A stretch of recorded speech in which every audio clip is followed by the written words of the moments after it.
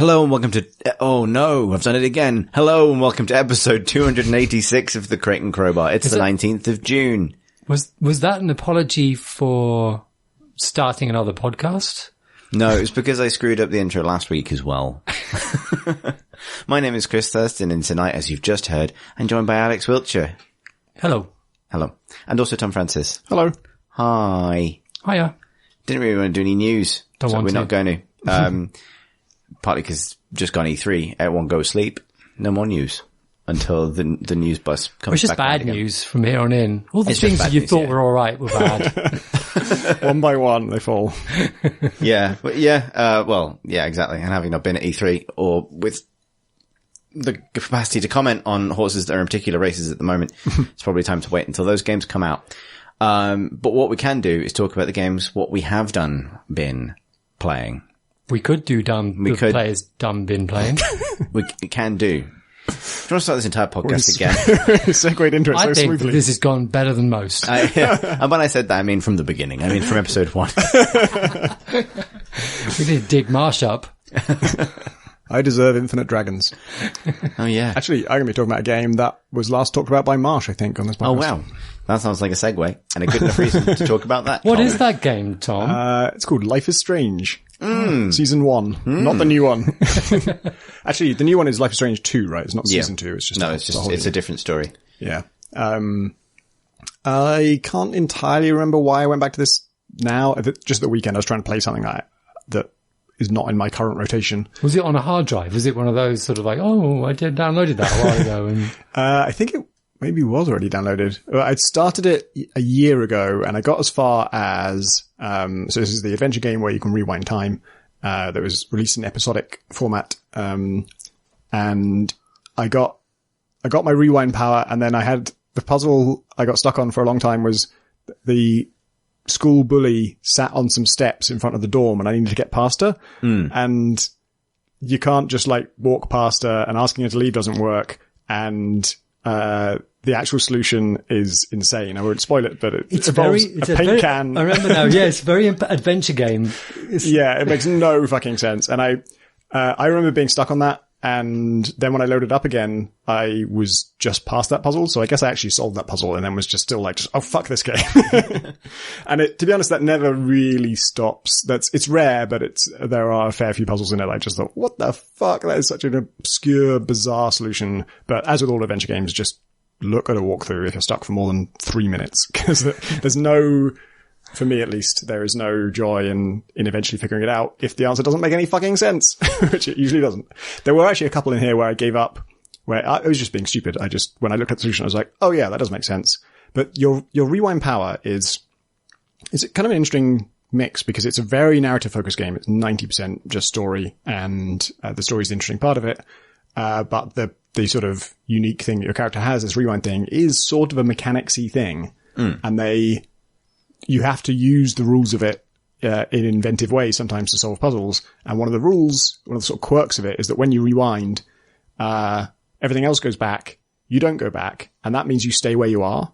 So there's puzzles where you sort of like, you get through a barrier, but at some terrible cost, and then you just rewind, and then the cost is unwound, but you stay past the barrier. And I just kept forgetting that. There were like 3 different times. I was like, this is impossible. I don't see any way to do this. And the solution is just get past it, then rewind. In the words of Cher, if you could turn back time, you would find a way. Yeah. By standing still. It's kind of maybe a crime that song doesn't play over the credits of Life is Strange at the very end. It's like, it feels like if this was a film, that would happen. That's what I'm saying. As a CG, I can't remember her name. Cher. Yeah. CG Chair. CG Chair. It's really good. That's the thing I should say about it. Like, despite those few puzzles and a few other problems I have with it, things that are good about it is it's really well directed. Like the shots have you guys played it, by the way? Yep. I played all the first season. I think I played a little bit further than the bully bit, and I only stopped because it was on the PlayStation in the sitting room, and it's just not a very good place in our household to sort of settle back and listen to people talking which is weird for a TV that I should be watching films on, but there you go. That's a strange setup. It's a suboptimal place to consume televised drama. Yeah, don't watch that on TV. It does feel like a TV series, not just because it's episodic, because I didn't even, wasn't even playing it that way, but I got from this kind of what I got from watching like Buffy and more than what I get from any other game. And it's quite soapy, and it's a high school drama kind of. Or I guess you're in college, aren't you? You're in high school. Okay. College. You have a scholarship though. It's like a school for the arts, and you're studying photography. I'm pretty sure it's high school. They're all kind of like I don't know how late that system teens. works They're anyway. drinking and stuff, aren't they? Yeah, but you can't drink in America until you're 21. So that part's illegal no I'm matter so what. sure it's high school. I have no strong opinion on this, but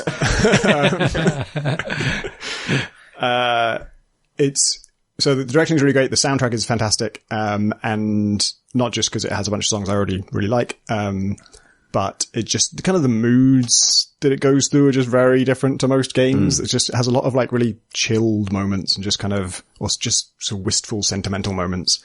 And I had that very unusual experience for me, which is like being able to like bask in a moment that lasts for a while, which is not that rare in games. There are loads of narrative games that do that, but almost all of them piss me off, and I'm sitting there going, fucking get on with it. What do I do to make the scene progress? Come on, I've been waiting here for like 30 seconds. When is it going to happen? And with this, I was actually sitting back in my chair and like soaking it in and enjoying it. And I think that's a result of good directing and good soundtrack and good just pacing, just knowing when it is time to relax, like when the drama is kind of over, and just, I mean, the end of every episode has some kind of musical montage and then credits roll, and it just feels like a really nice moment, and you kind of know what is expected of you. The games that piss me off when they do this, it's unclear whether I need to do something to progress or whether I am supposed to be just sitting there and enjoying it. And this game actually pulled it off. And then the story goes to some places that, evoke some emotions that I'm not used to from games at all. Even from Gone Home. It's just got a sort of broader palette than something like Gone Home, which is very focused on this one particular story, just because it gets to a lot of different places. The thing that I had two problems with it. One is I was going through, you spend a lot of time in people's bedrooms. Just, you're talking to them, they're in the bedroom, and you can look at everything, and you can both look at it and like sometimes read it or examine it or something. And this is like their computer, which is on. So you can just log into that, read their emails. There's, like a crumpled piece of paper on the floor. You pick it up, uncrumple it to read what they have tried to throw away right in front of them. And there was all these opportunities to do that. And because the person was right there and I cared about the story and I cared about the relationships, I didn't do it because it was just like beyond an invasion of privacy. Just like, even if they were not there, it would be an invasion of privacy issue. They're there. So it would be like catastrophic to our friendship. But it's fine because you can rewind time. Yeah. So I did think about that, but, the problem is they don't react. They never do notice. And so I can still rewind time, but because they didn't notice, there's no reason to do it. And so it just becomes this weird, anyway, I didn't do it. And then I will avoid any specific spoilers, but at some point in the game, a very bad thing happens, and turns out to be preventable. But only if you have snooped around and read someone's very personal details while they are there. And that is seen as like, oh, you're a good friend because you know about them. But like, I was not reading that stuff because I didn't want to be an absolute asshole to this person who's going through a really tough time.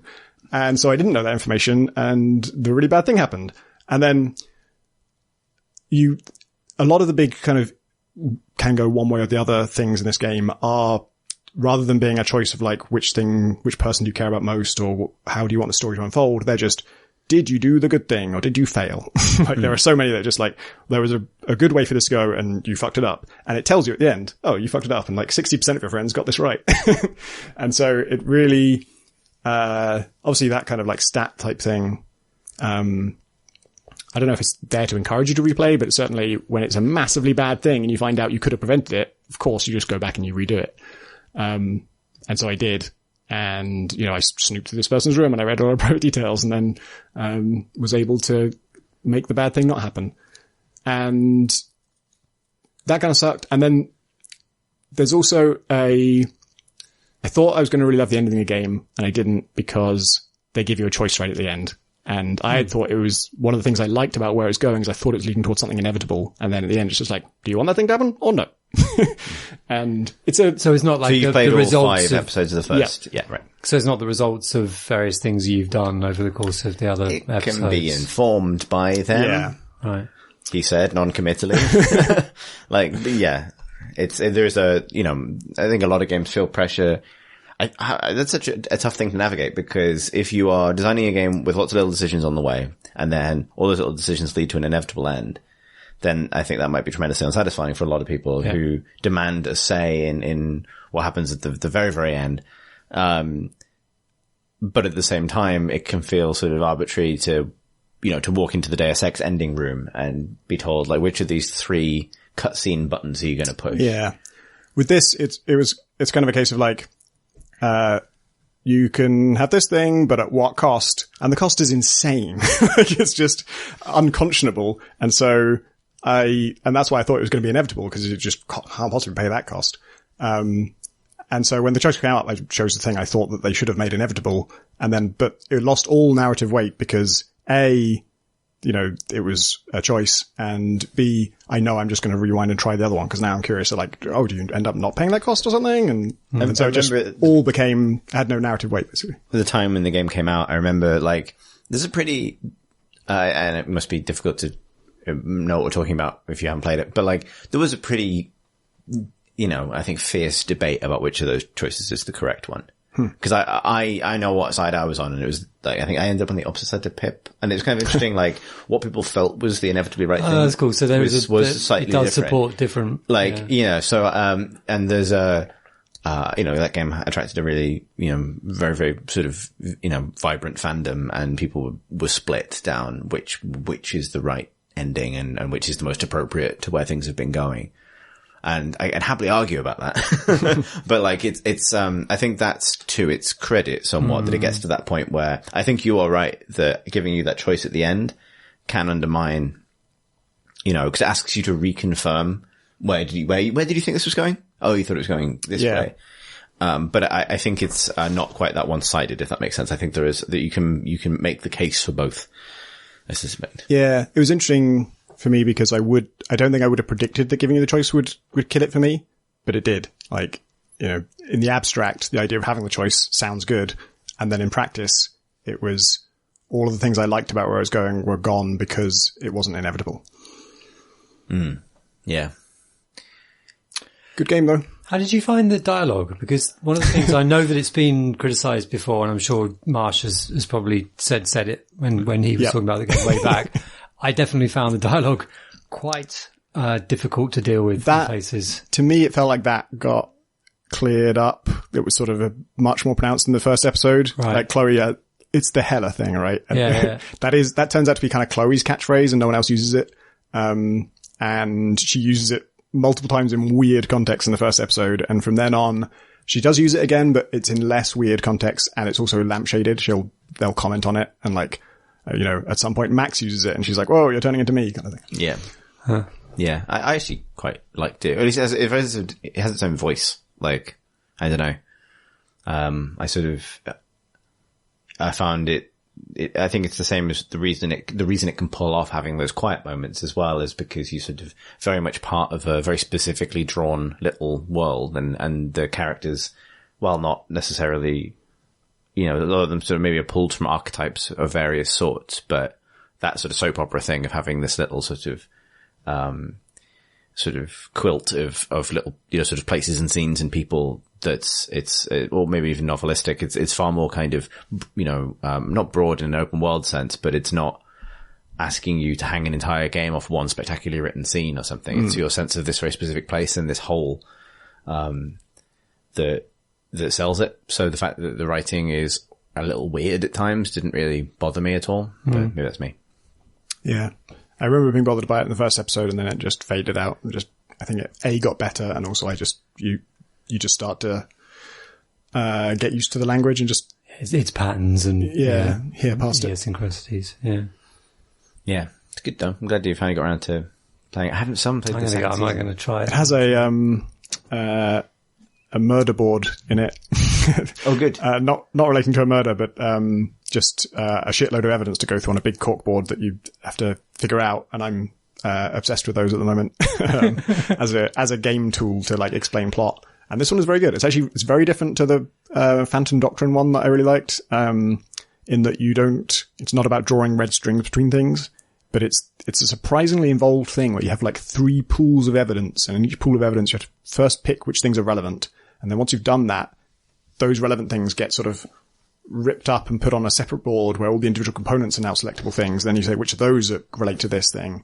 And once you've got like the relevant parts of all 3 pools of evidence, you're looking for like what things in this pool of evidence relate to the things in the other pool of evidence, and then cross-referencing them. And then it all neatly filters down to like the 3rd tier, cross-referencing those 3 things together. You get just this one piece of information that is the next lead you need. It's a good mystery as well. It's worth saying. It's got, there's several different levels as well. It's a good end of episode cliffhangers. Yeah. Yeah. And a good sort of... Oh, I remember something else about it. So I'm being as vague as I can about spoilers. To reference this, I would have to say that a certain character loses someone important to them, and that's all I'll say, but I have to say which character it is. So if you don't want to hear that, skip ahead a bit. So Chloe loses someone important to them, and Chloe is played by Ashley Birch. And I read a blog post by Ashley years ago that was really moving about what she was going through at the time that she recorded that scene. Where Chloe discovers she's lost somebody. And Ashley had lost her partner, like, I think a year or so before, or 2 years before, and was in a sort of state where she was not really openly grieving about it. She was kind of acting very cheerful and chirpy and sort of keeping it locked away. And then she was asked to play a character who's going through a huge loss. And it all just kind of came out of her, and it sort of unlocked her ability to grieve properly for her own loss and including like after that point. And so it gave her this really close relationship with Chloe. And boy, listening to that scene, knowing that is brutal. Like it's really well acted anyway. And I think it would be great even if it was only fiction, but I happened to have read that post in advance. And so I knew, what she was feeling when she delivered those lines, and yeah, fucking hell. Yeah. That's a really great performance, actually. If you haven't read that blog post, it's well worth reading. It's just if you just search for Ashley Birch blog, it's the most recent post on her blog. Yeah, man. What have you been playing, Alex? Well, it's funny, Tom, to talk about a time rewinding mechanic, because I've been playing a game about time as well. It's called Touhou Lunar Nights. Have you come across it? Rings a bell, don't know why. It is a Metroidvania, like a anime kind of like pixel and Metroidvania game, where the central mechanic is that you can pause time, and kind of do lots of fast-paced fighting, with it. Touhou, like, I was interested in it because it comes from a group in Japan called Team Ladybug, who and the Touhou references a very long-running kind of ecosystem almost of indie games made with one person in the center of it called Zun, Z-U-N. Is that a character or the creator? He's a creator, like a developer. He's been making almost exclusively very hardcore bullet hell shooters under this Touhou name for years and years and years and years and years. And around this has developed like this sort of ecosystem of anime and manga and stuff and more games and riffs on these games and this kind of thing. He established a studio called the studio Team Ladybug, which is kind of more of a collective, I think. I don't really know that as much as I'd like to about them. I really want to look into them a bit more, but I think it's more of a collective. And Touhou Lunar Nights is the most recent one. But it's not a bullet hell shoot 'em up. It is a Metroidvania game, but it's filled with really cool ideas from shoot 'em ups, and it's just a really fascinating game in and of itself. I should say, when I started it up, so this game came out, I think it was sort of early access. It was in early access, I think, and has now come out properly in the last few weeks, but it's been available to buy and play on Steam for 6 months or a bit more. And I started playing it back then, and it had a bug with, and I assumed it was something to do with the fact that I've got G-Sync screen, and it meant, and I didn't realize that he was playing double the speed because he was going at like I don't know, 120 But you paused hertz. time, so Yeah, well, this is it. There are two ways that you can manipulate time. You can pause time, but you can also slow down time for a very brief time. An incredibly brief amount of time when the game is running twice as fast as it should be. I just literally thought that was just the game. Like, it was incredibly fast and and I thought it came from this kind of heritage of very hardcore sort of, skill-based games. And I thought, well, that fits. It's unplayable for somebody with my synapses. But I did get to the first boss and just couldn't beat the first boss. And then I just happened to tab out and tab back in again. And everything's really slow and yet very playable. So did you think that was a bug or that it was slow? It was, well, initially I thought, this is weird. And I thought, this feels really good. I think there's been a problem.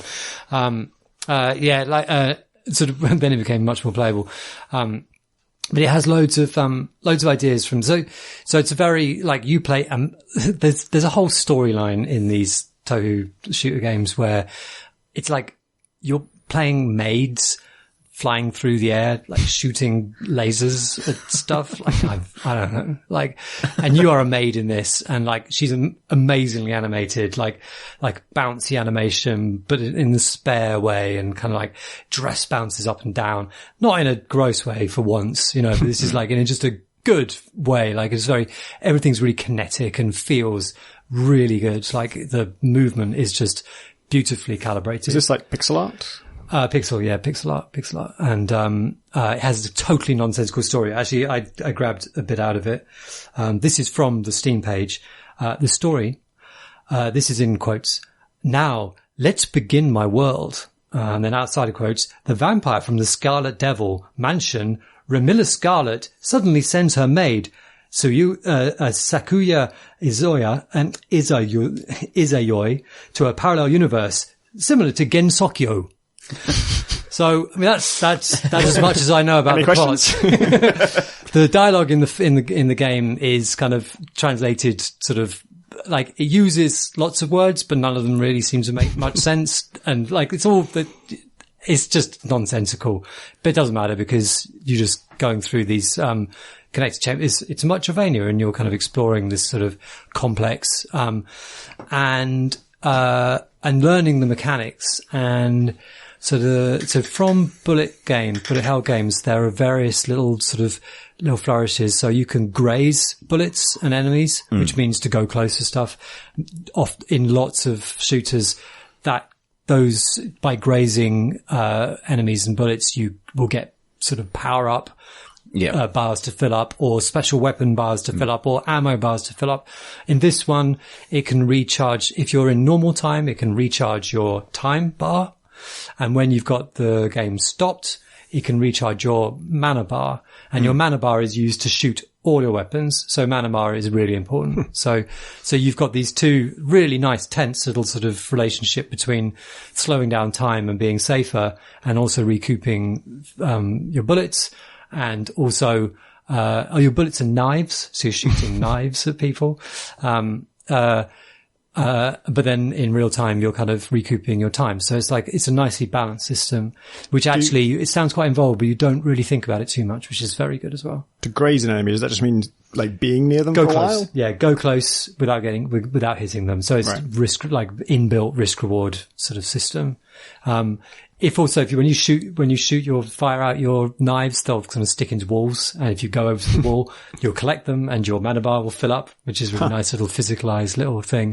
Does that mean you have an incentive not to kill an enemy? Like, is it worth keeping one alive and staying close to it to get that graze thing? There's a limit to how much they'll give you. So after a point, they'll just, you've sucked. I've grazed you dry. You've grazed the shit out of them. This is how sheep actually do work. In extremely slow motion. They're all getting so much mana from this graze mechanic. So close to this grass. It's amazing. Yeah, but they have the slow down time thing on all of the time. So yeah, the earth is the projectile passing them extremely slowly. Or is it us who is slow?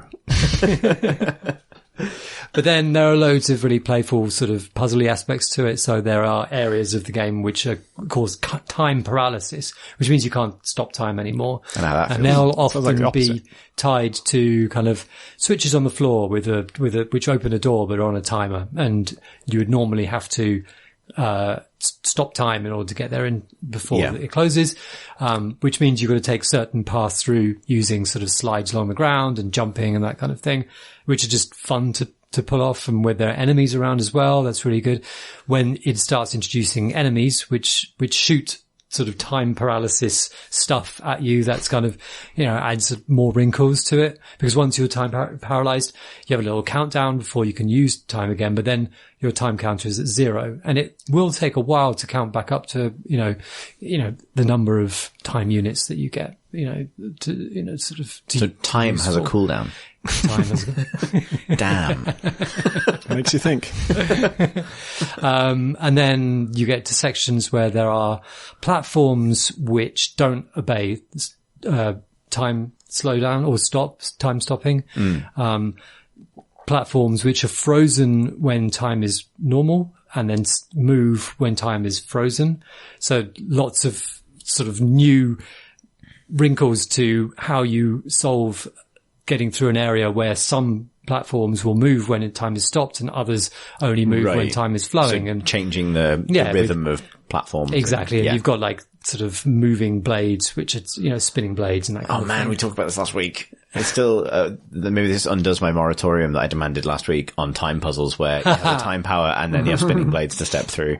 This one, I do, and I totally know what you mean. This one, because it's a moment, it's, because you're also thinking about enemies and you're also thinking about the fact you want to go to that room, and none of them are particularly difficult, but because you're managing your health because it's a Metroidvania and there are limited opportunities to recoup your health. So you're minimizing damage, but every challenge is minor and small within itself, which I think alleviates a lot of that. The time weariness that you tend to get.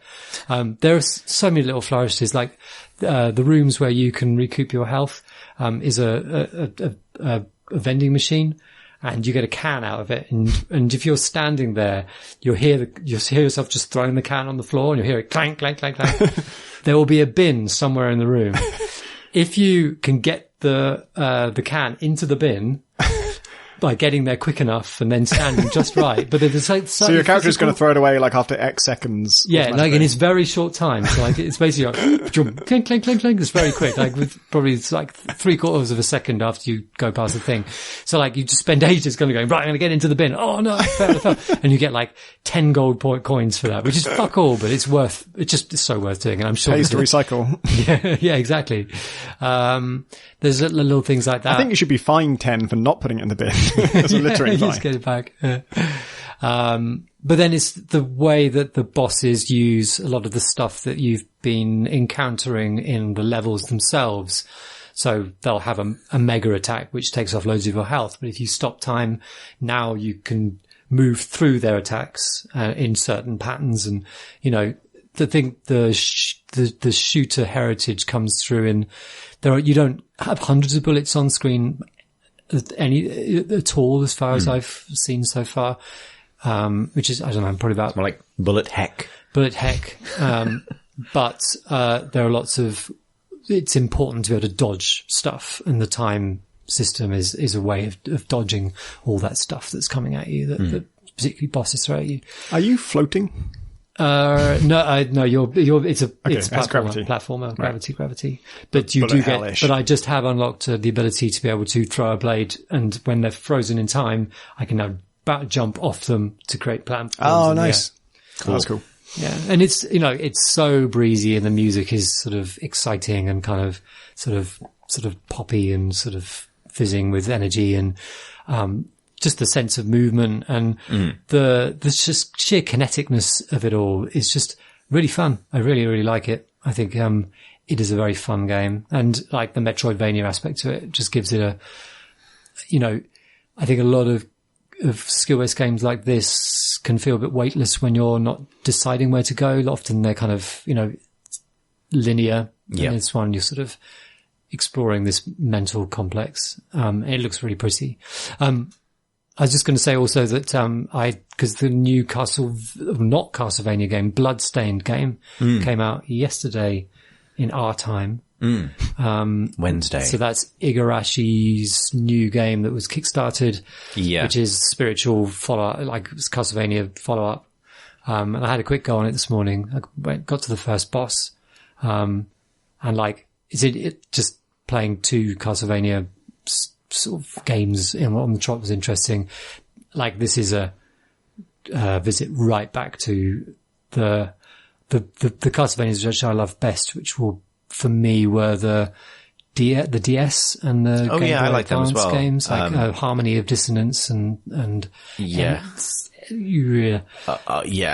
pop song of Aria of sadness. Sorrow. Aria of Sorrow. Is that right? Aria of Sorrow. Yeah, definitely. Oh, hang on, no, it must begin with a D. It wasn't. There's a Dissonance one, but that's I'm sure. Aria of Sorrow, I think. Was it Aria of Sorrow? Because I'm sure Aria that of the DS Dissonance. games, the acronyms were DS, because that was true of a lot of. Oh shit! Yeah, that makes sense. Yeah, maybe it was Aria of Dissonance then.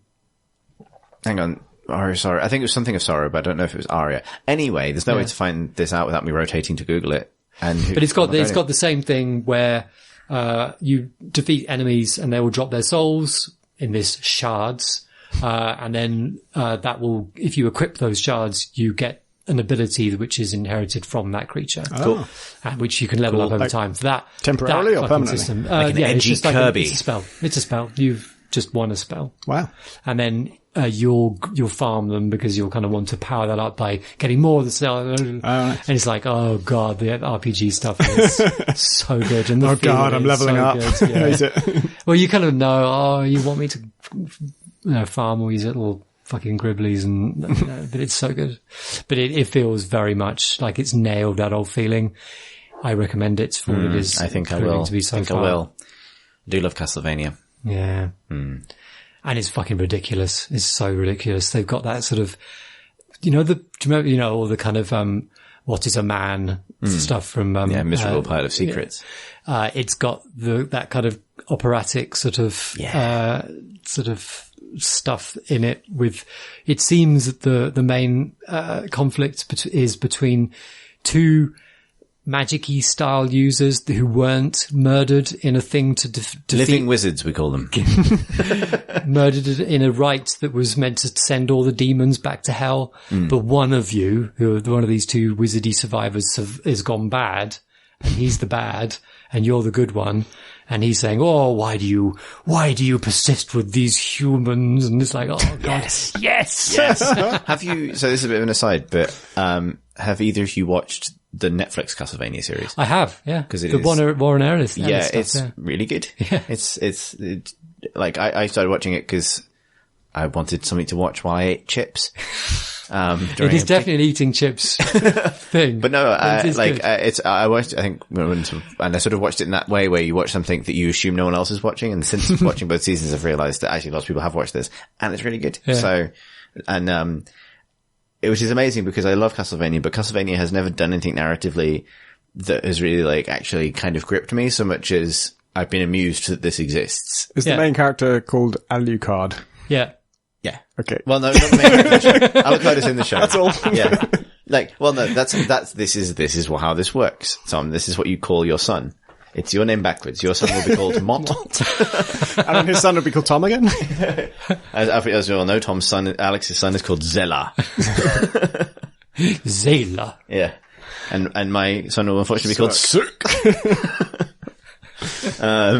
That's how that works. But I think what's really interesting about that is that it's managed to make a story out of what is essentially a grab bag of themes, which are, weird, worrying about humans, a lot of gothic horror. Family stuff and gothic stuff. Rock, like sort of wailing guitars. Sort of like, sort of power, like big prog. Yeah, big prog, yeah. But also body horror. There's a lot of body horror. And just every monster. Yeah. Every monster there is in Castlevania. Yeah. Like the show is actually kind of impressive for like actually finding a way of making that work and be quite dramatic. Yeah. Like, if you need selling on it, the way I sold a friend on it is the premise in very, very broad terms is what if, what if Doctor Who was angry and also Dracula? Like, yeah. And then what would happen? Yeah, and he lived in a clockwork castle. And he lives in a clockwork, a teleporting clockwork castle. Yeah. Which he basically does. But yeah, the only caveat I would put on that is it's very violent. It's very violent. Yeah. It is not for the squeamish, and it is pretty brutal. Like, it's not in a way that would carry too many warnings other than for the violence. Yeah. But it's certainly. Well, it's also sort of weirdly truncated. The first series sort of suddenly just not kind of things start to happen, but then then it's over. 4 20-minute episodes. Yeah. So it's, yeah. And the second one does have a story, but it's over so fast it does feel a little unsatisfactory. I think it's that thing of, actually, it was interesting. I know we're drifting from games here, but like, it was interesting to me to return to like one of those like really short, animated series sort of things where it's not quite as sprawling as an anime where you end up knowing where they're saving budget and where they're not. Like, this is, I think there's 12 episodes of this and they're 20 minutes long and it's 12 expensive looking episodes of a thing. Yeah. But that economy I actually quite like in an era where if you talk about the rest of Netflix's genre output, like all these massively overstuffed Marvel shows where a single scene's worth of narrative will take a full hour. Like, having something which just moves, like gets to the next thing. It's pretty good, actually. Yeah. Yeah. And also because, there probably isn't a huge amount of mileage in Castlevania, be honest. So, like, get it in and out, right? Also very good kind of very, like, dry swearing. Like, you wouldn't expect it for something as flamboyant as it is, but there's a lot of really good, they hired a lot of very sort of like tired sounding British actors to play everyone, which is there's a genius decision when everyone is like a beautiful flowing head, vampire hunting magic man. And but the way they sound is like, because Belmont, actually, your question about is Alucard in it? Belmont, who's like, is it Simon? Trevor Belmont. Okay. He sounds very tired and he can say Alucard. Like, he voices the, God, they have to say you're called Alucard. Yeah. But it's smart enough not to hang too much of a lampshade on it. It's just, cause he thinks everything is bollocks. Yeah. So yeah, it's good. Yeah. It's good. Anyway, I don't know why we digressed into. Yeah. So, recommended, Touhou Lunar Nights. What have you been playing, Chris? I have been playing, Dota Underlords. Oh, yeah. Oh. Which came out sort of yesterday. So it's, we are entering the era of, auto chess.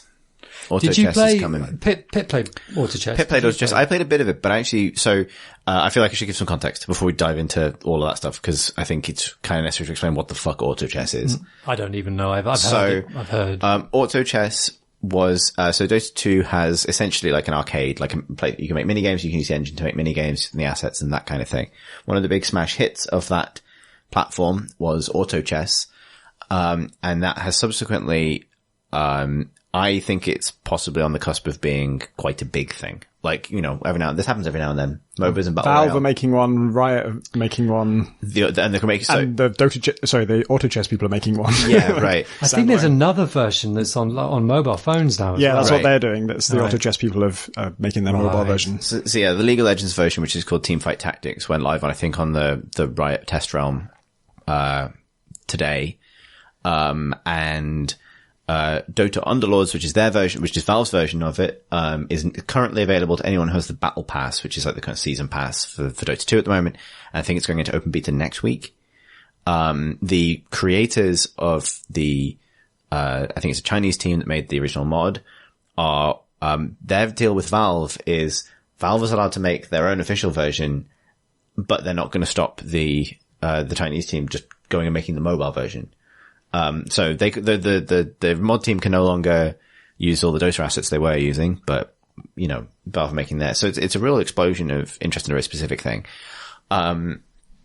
What I found, so the first thing I'd say is, I was very, very, very confused by it when I first played it in Dota. And I think that's partly because obviously when you kind of loading it through like a custom games menu, there's not much by way of onboarding. And even in this closed beta version of the current thing, there's not much of an onboarding process. it's finally clicked with me. And, I played a bunch of it between other things today. And I really like it now. I can really see the potential in it, and I'll dig into why. But one thing that's really, really enormously helpful to me was, so weirdly, even though the mod used Dota assets, it kind of reinvented everything. It was using the characters and the effects and things, but for wholly original characters, maybe with some vague kind of association with what they were, which is, yeah. I love how perfectly this mirrors Dota. Take this parent game, repurpose all the assets and do it. And yeah. I also love the fact that Valve and Riot both jumped on this so fast makes perfect sense, because these are two companies who just made a fucking Dota game. They know how Dota came about, and they know when something like a phenomenon like this arises, you just jump on it right away. Because with Dota, it took, certainly took Valve a long time to cotton onto it, and Blizzard, Riot were a bit quicker, but. Yeah, and I'd say there's more similarities than just that. And I know I need to talk about what you actually do, but one of the other ones is, it's one of those things where initially you'd be like, why is it like that? If you were thinking about, I remember thinking this, I remember being an RTS fan, watching MOBAs happen and thinking, why do you have 3 lanes? Why are half the troops automated? Why, why do I only control one character? All of that stuff felt like these weird, almost arbitrary kind of conceits, and Auto Chess is full of that. And now I'm starting to understand why they are like that, rather than that sort of initial bafflement of initially these sort of new game types, I think when you start playing them, feel like sort of running like a Takeshi's Castle course or something. You have to jump over the triangle followed by dive through the hoop, but you don't know why that's interesting or why that's a design rather than just a series of things you're being asked to do. But so to finish the thing I was going to say, so this isn't going to be helpful to many people, but Underlords actually takes Dota characters and finds place for, they are still those characters in Underlords. And there's a lot to know and there's a lot to learn, but being so fluent in Dota has massively helped me get into this quickly. That is not going to be useful to anyone who doesn't play Dota. And I'm actually kind of staggered by the amount of totally arbitrary information facing anyone who comes into, I think, any of these games without necessarily having. So how many characters would that be roughly? Is it sort of? They're not all in there yet. There's probably I actually don't know exactly. Off the top of my head, it feels like about 40. Right. Anyway, I should really know what you're doing, not to just. Yeah, this is a game where you don't play as a single character, right? No. So essentially, and this is, and actually, because this is my first steps into this thing, I'm probably going to make some mistakes about what things are new for Underlords as its own thing and what things are just auto chess. But to try and cover off what auto chess is, so basically, it is a sort of asymmetrical, like an asynchronous competitive game. So it is competitive, it's fully competitive, but in this context, there's 9 of you, and each of you has, a grid in front of you. And and it's basically just a game about making, tactical decisions over time, basically. Is that 9 of you in auto chess as well? I don't know. Underlords is 9. Don't know why it's 9. It's 9. And the goal has got like a tower defense element is really to create a formation of heroes on your grid that work together and benefit each other. So, you initially start with one piece of gold and an array of heroes to buy. And you pick one. And then you place that hero pretty much anywhere and you fight some creeps, the first thing to spawn. And it works on a timer. So every sort of you get a combat round happens and combat plays out automatically. You arrange the pieces like tower defense, you arrange the pieces and then they fight whatever is ahead of them. And then when every player is done, when it's all resolved. Do they walk around the grid or they just stay in position? Depends what they are. They run around, they cast spells, they do stuff. And then whenever, but you kind of have to do it on the macro level before drilling down to what actually happens. And then in between each round, you have a time limit. You get gold based on how you performed in the round. And then you have a certain amount of time to invest that gold and make decisions. So, the first thing you might do is buy new heroes. You have an inventory and you have the grid itself. You have a limit of how many your level, which is like an XP bar, basically determines how many heroes you can play at the same time.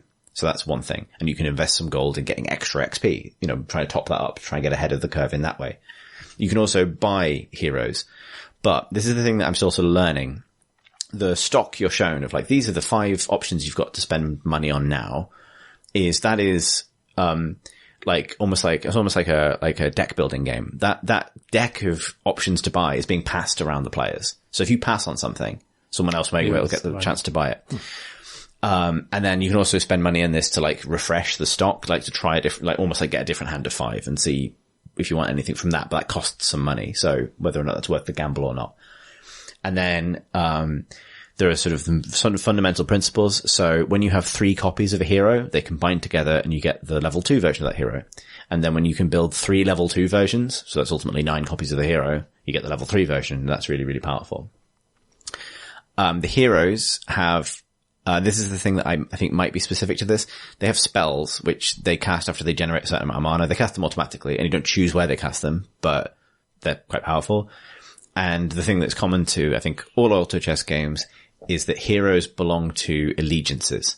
So, give you an example, like the character Chaos Knight is demonic and a knight, basically.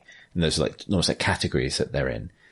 And this is a huge part of the strategy because, these allegiances work like set bonuses in Diablo or World of Warcraft or an RPG.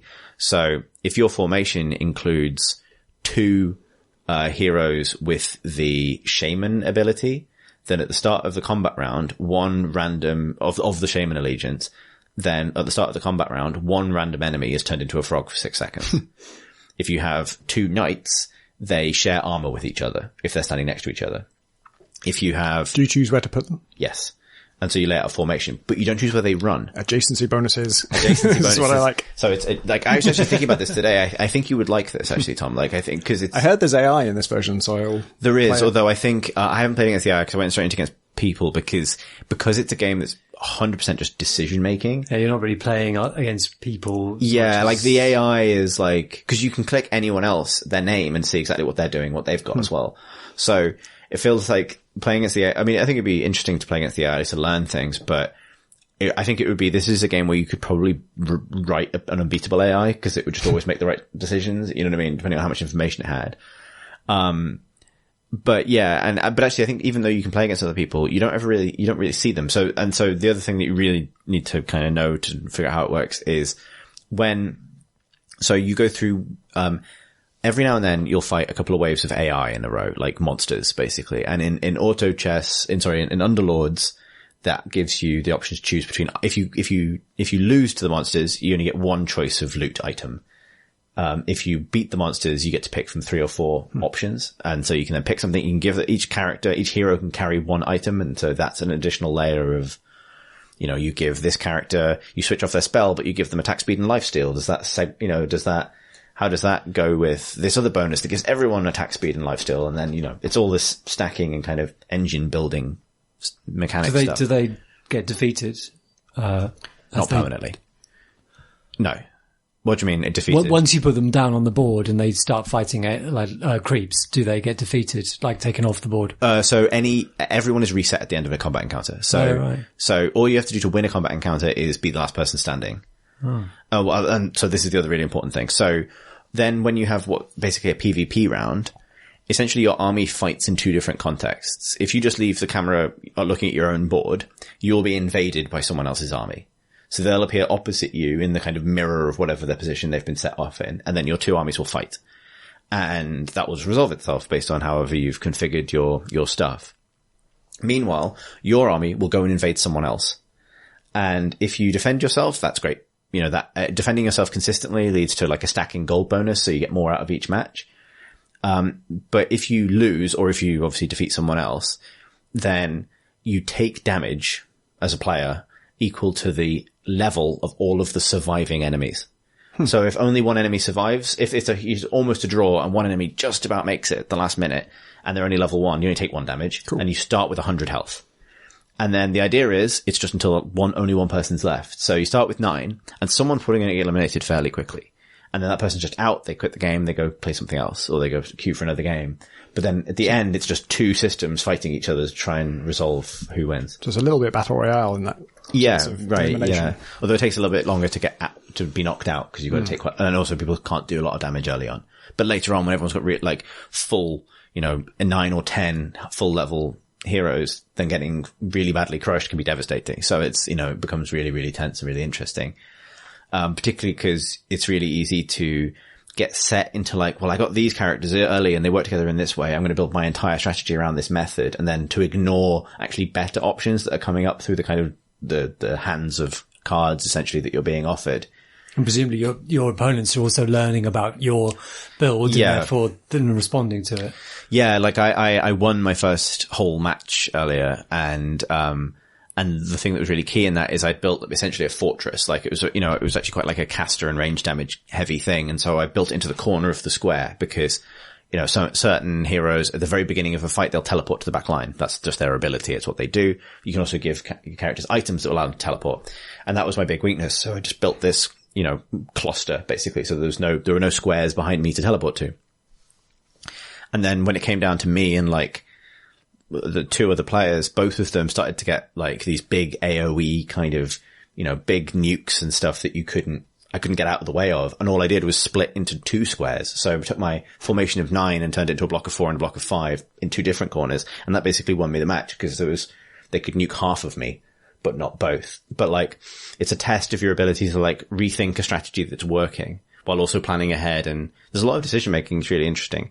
The other side to it is there's also this random element where you don't control how your heroes use their abilities, which can be really frustrating. Like I had one that I lost where a dying ogre magi, which people play Dota will know, was about to cast his spell that gives you a massive like attack speed and damage buff to an ally. And he had 2 choices who he cast it on. He cast it on my healer or an almost dead healer or a full health damage dealer. And he just cast it on the healer, and and it was really close, that particular fight, and that cost me it. But at the same token, I've had moments where I have lost to my opponent's army, and then like a turn later, with nothing having really changed, they've lost to mine. And so it's like, hang on, you run these 2 armies against each other a couple of times, and different things can happen. It's a bit like Totally Accurate Battle Simulator, where you run the same simulation a few times and it can go different ways. And yeah, I appreciate that was a big mechanics dump, but it is a big kind of mechanics thing, but it's really cool. Interesting. I listened to a whole 3 Moves Ahead podcast about this, and so I thought I understood it, and I knew about the adjacency bonus thing, which is what excites me. Sort of, figuring out like, these 3 are all shamans and 2 of them are undead, and I have another undead, so I get like the 3 undead thing and the 3 shaman thing. But I don't know if they mentioned this and I didn't absorb it, but if the 9-player thing was in, this was just about auto chess, not about underlords. I just assumed it was 1v1. No, I mean, like a chess match. Pip definitely said that it was loads of. It's loads of people. Chess. Like, right. I don't know if it was 9 in auto chess, but it was definitely lots. But yeah. That's nuts. So you're constantly testing strategies against. Yeah, I suppose that makes sense actually. I had a weird one earlier where I ended up coming second, I think, in the end, but there was one person that would like beat me really badly every single time, but they were getting their ass kicked by everyone else. So like they ended up I could just rely on the fact that I don't need to counter them because I'm beating everyone else. And so they are going to get eliminated before they can be a meaningful threat to me because they were taking so much damage from everybody else that it didn't matter that they were beating me once every rotation. Like are any competitive, sort of groups coming out of, I haven't seen it yet. It sounds so luck based that, or is it, Well, I think I have a few thoughts on that. Like one is that, it's definitely a test of decision making. Like it's 100% a test of decision making. However, I have been in a situation where when I won it, I was so far ahead, I couldn't see how anyone could catch up with me really. But then you do occasionally take a loss and you have to figure out why. There's an element of it where it feels a little bit like it's very Moorish because it's that tickle of little decision. But also loads of chance. Or what am I going to come up with next? Yeah. Although the chance element is like, it's quite soft. There's nothing massive that can happen that changes your entire strategy or that gets you out of a bind, right? Like every bonus you get, it's actually like normally in, I think, we've talked so much about like Diablo style games and random luck and stuff in the past. In those games, I think we were all really happy to see the end of incremental bonuses to things in favor of like the sort of latter stage Diablo 3 thing of like good loot changes how an ability works so dramatically that it's exciting because it's like, this isn't a 20% damage buff. This is a playstyle, you know, packaged inside an item. Auto chess is the opposite of that. It's back to percentage increases, and that's better because it means that like you can't get like the equivalent of like a rare card or something that, it means, I've just won. You know what I mean?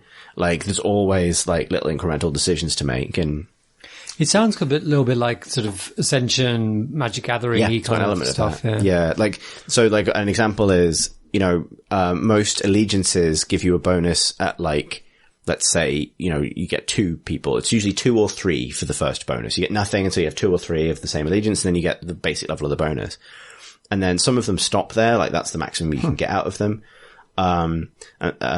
But some of them, the ones that go to like scale to like 4, 5 or 6, those bonuses become really, really, really good. And there's a rule which is they have to be different characters of the same allegiance.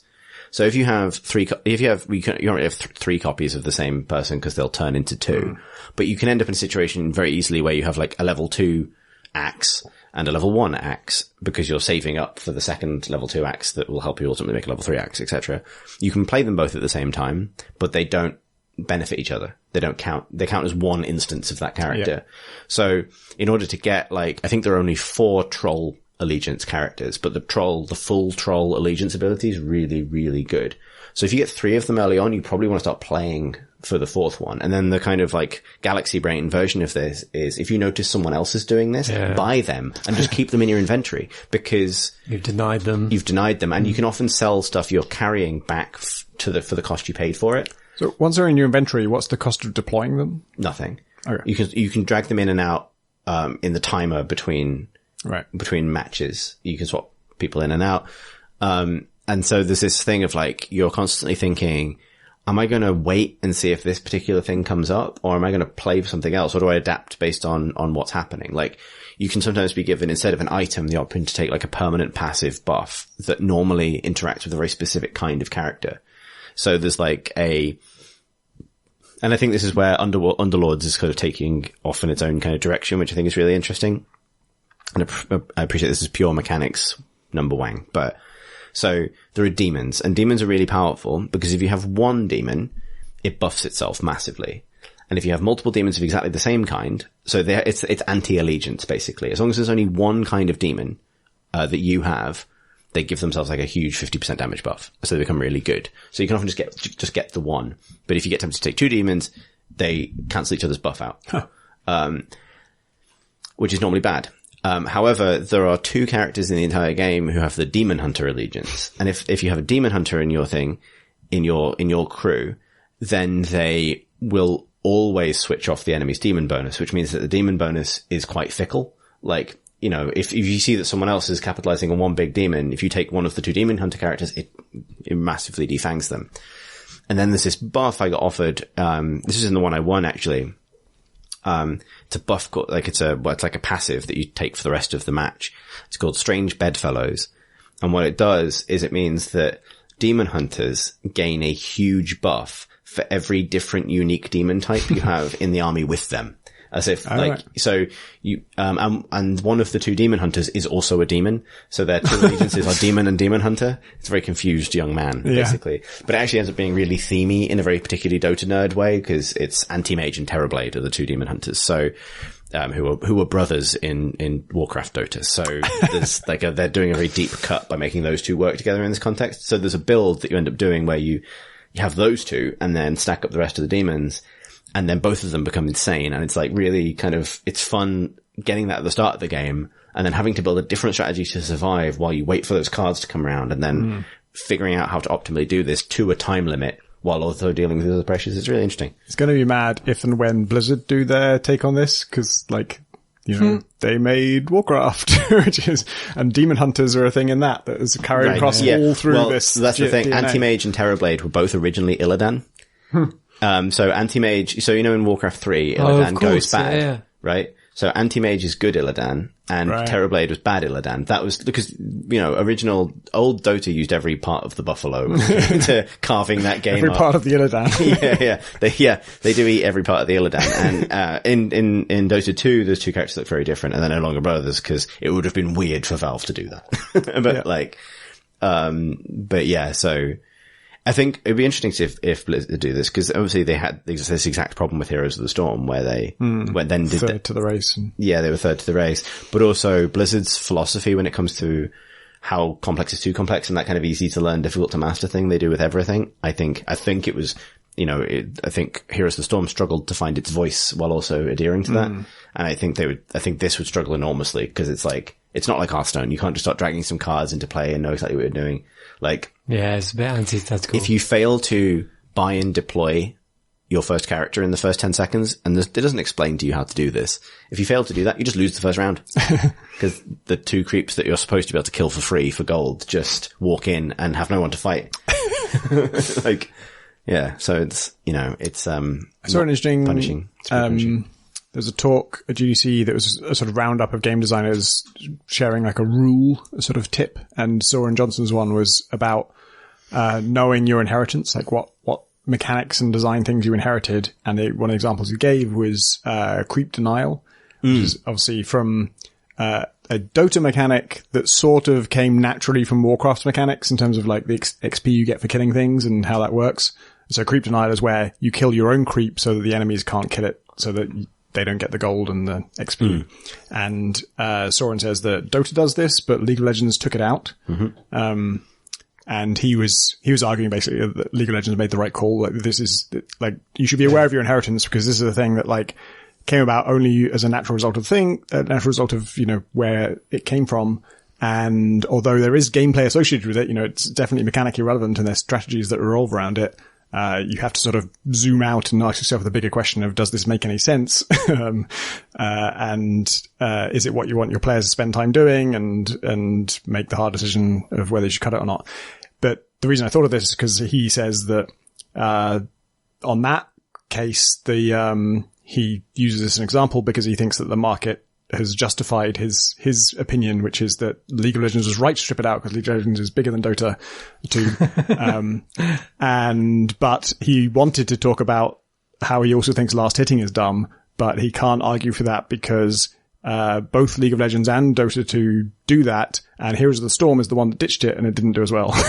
Yeah, right. It's weird though, the idea, he's coming looking at these games from this sort of old world sort of the creator kind of point of view, where but Dota and all these games and in auto chess, they are while they're guided by individuals, the individuals are almost like DJs or curators.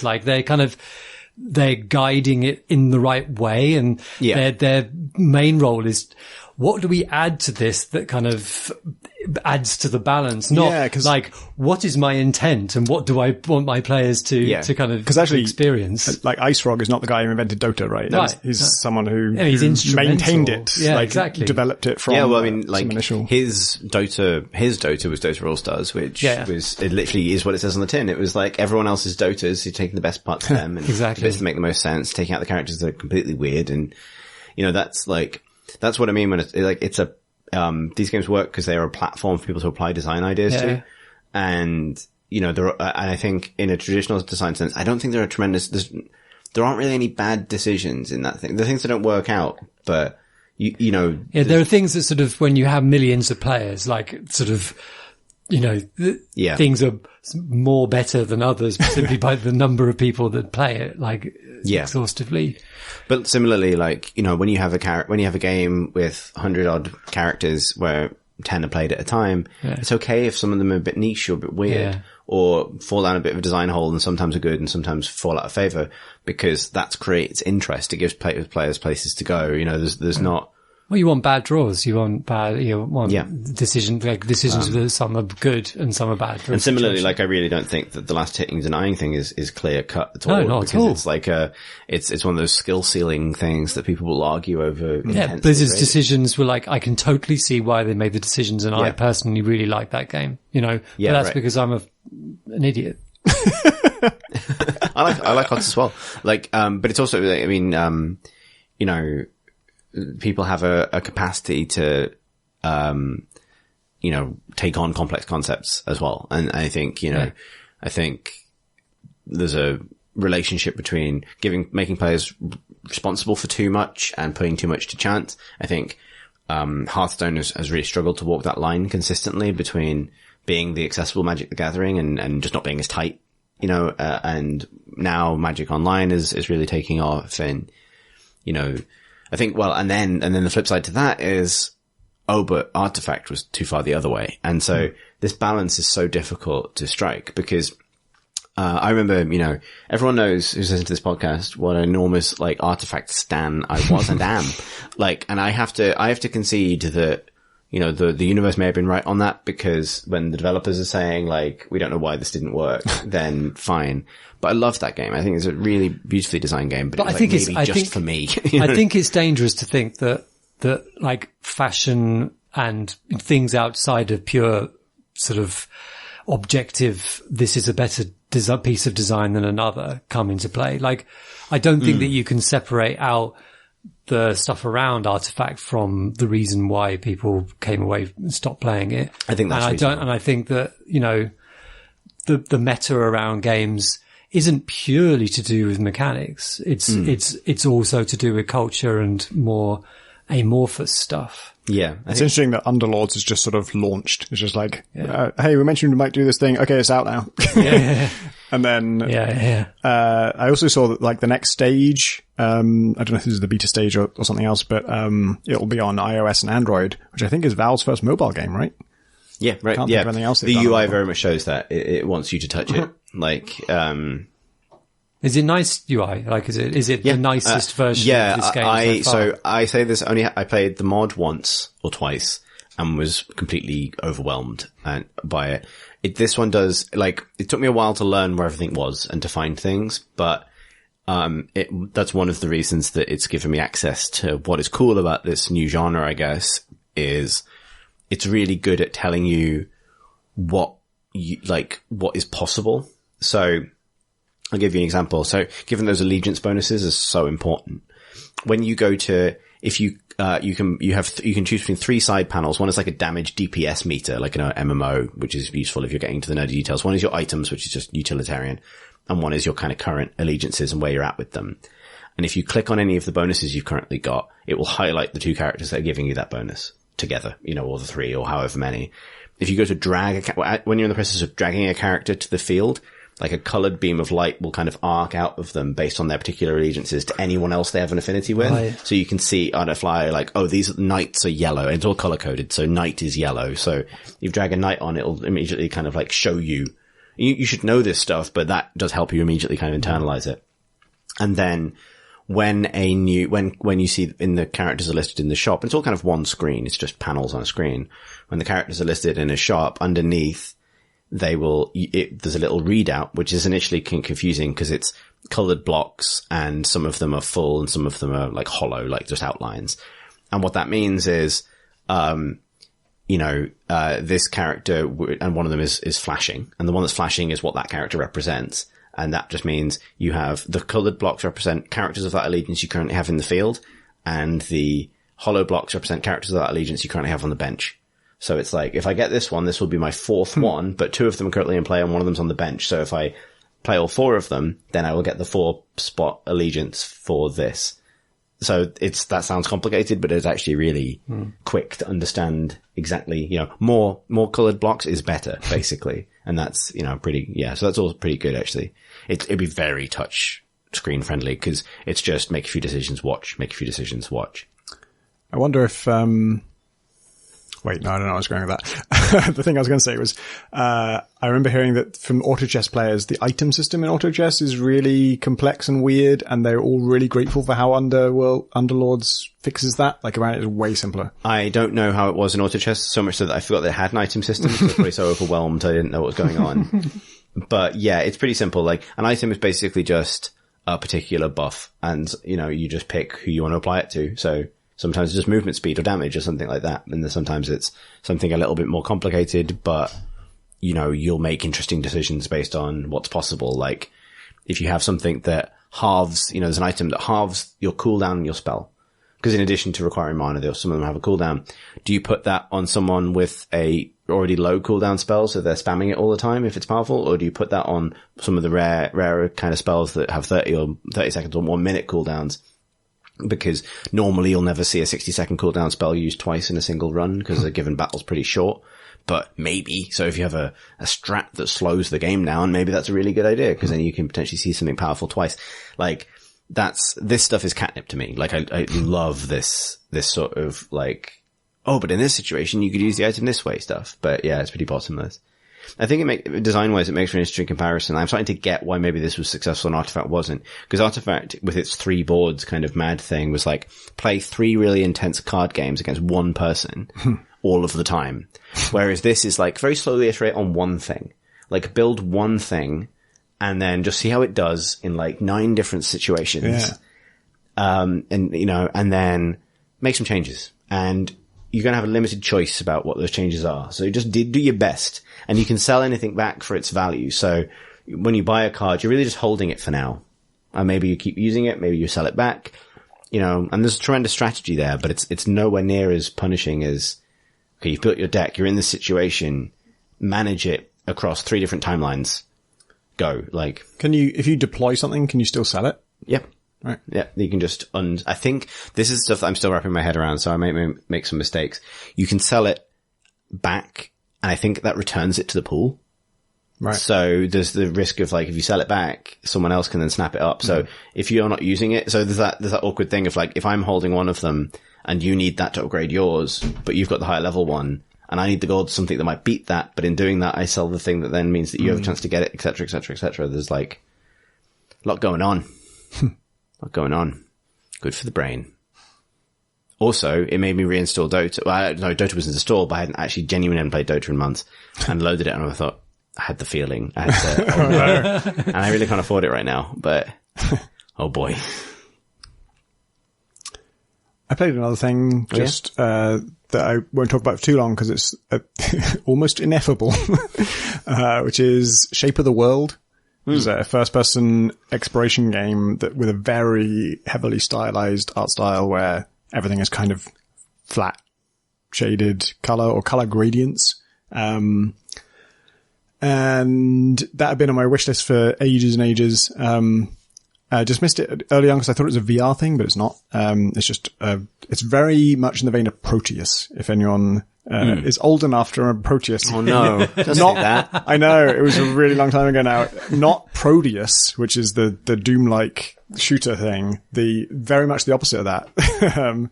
First person, music-driven exploration game. And this is also just about exploring a place, and a lot of these games don't work for me, again, because I'm the world's most impatient man. But this one did, because it's got, I don't know how long it took to play. I think they say it's sort of like 1 to 3 hours. I think it might have taken me about 2-ish. And it just has a lot of visual treats in store for you. You're just going to be going through, all you're doing in this, it will be like I think you start on a sort of like marshy coastland kind of place, and there's just a kind of like V shape in the horizon that you need to get to. You just sort of know you need to get to it. It's just like, well, that's weird. Let's go over there. And then when you go through it, the world around you changes color and also changes shape to some extent. And then there'll be a different V shape that you need to get to. And so it's super, simple to know what you need to do. I think that's one thing that marks it apart from a lot of other stylized, purely explorative, like beautiful ambient experiences. And one of the reasons this works for me better than a lot of those is I'm, again, very impatient. And I just tell me what to do. Just tell me where I'm going. Just like give me something. Like I can walk around this and look at it for a little while, but within 20 seconds, I need to know, like, where am I going? How do I make this like turn into something new now? And this is really intuitively clear. There's no words in it. It's just obvious. You go towards this big arch thing, and when you go through the arch thing, like, oh, everything's totally different now, and like it looks beautiful, and it just keeps on surprising you with like how much more it has to give you visually. Like, oh, I've never seen it rain before in this world, or I've never been underwater in this world, or I've never seen a fucking whale in the sky. And now I'm seeing that. And the color is changing and it has a different mood. And the other thing it does really well is, it's not slow to move around. Your normal walking speed is kind of what you're used to in these games, and it's sort of realistic walking speed, which is slow. But, one of the sort of main ways you progress is it never really has any puzzles, but it has like, there'll be 3 glowing stones and you touch all 3 of them. And once you've touched all 3 of them, a sort of stairway appears that leads you towards the arch. And, that, gets slightly more complicated than that, but never to the point of a proper puzzle. But once you are on that stairway, suddenly you move super fast. And it's this like, it's your reward for solving the thing and progressing. And speed is a great reward in a game like this, because you're trying to get to the next place anyway. Once you're on this big magical stairway, there's only one place you can go. So there's no, you don't have to worry about like, deciding where you want to move. And so once you're on it, I very much want to just get to the next damn thing. And so if that was just walking speed, this game would be half as good. But because it gives you this boost, you kind of feel, it's a thrill, and you're seeing more scenery. You're also going up into the sky most of the time. So you're getting this great vista, and you feel rewarded, and you're also just getting to the next thing quicker. And then it has the other way it speeds things up is a really weird mechanic, which is if you find any kind of seed, which is just these collectibles shop sometimes, once you have one, you can throw one out and it'll plant a tree. And as a universal rule in this world, any tree that you see that's within about 2 meters, if you click on it, it destroys the tree and pulls you towards it, which is a strange mechanic. And that would so like if you're standing on the ground, it's that gives you a little bit of a speed boost. And so if you're like going through a forest, you can, if you like, destroy the forest to go slightly faster through it. And I will make that trade-off. I'm not above destroying a forest to go slightly faster. But then I discovered like it's just a physics force. So if you're in the air when it affects you, it's like a slingshot. It's this huge boost. And so then that's when like planting one tree actually matters. And so you discover this weird little sort of, it's almost like a trick shot thing that you can do where if you throw this seed sufficiently far in front of you, the tree will grow soon enough that when you're within 2 meters of it, then you can jump and destroy it to fling yourself forwards. And it's quite an involved mechanic. Like you have to get those stages right. And so you don't use it all the time. It doesn't become this thing where that's just how you move around this world. But if you ever are sick of exploring this particular place and you just need to get from A to B, suddenly it's fucking tree destroying jumpy slingshot time. It sounds like, did they have bunny hopping across? Was there a person on this development team who really wanted to make this particular I feel like there was someone who wanted to make this a beautiful, serene experience, and then there was also me on this development team saying, couldn't this go much, much faster if we just destroyed the fucking tree? Yeah. Can we put grappling hooks in this? No. Can we put grappling hook? No. I'm thinking trees. Okay. Yeah. Yeah, oh man, now I want to play trees. Now I want to play like Dear Esther but with the skiing from Tribes. Yeah, that's what this is like. Yeah, I really recommend it. It's it's relatively short, you just play through it and it's beautiful, and it doesn't outstay its welcome. Awesome. That's all you can hope from games, really. Yep. Yeah. I just want them to be over. Shall we do some questions? What, from questions? Yeah, that's where they come from. If you want them from somewhere else, you can't have them.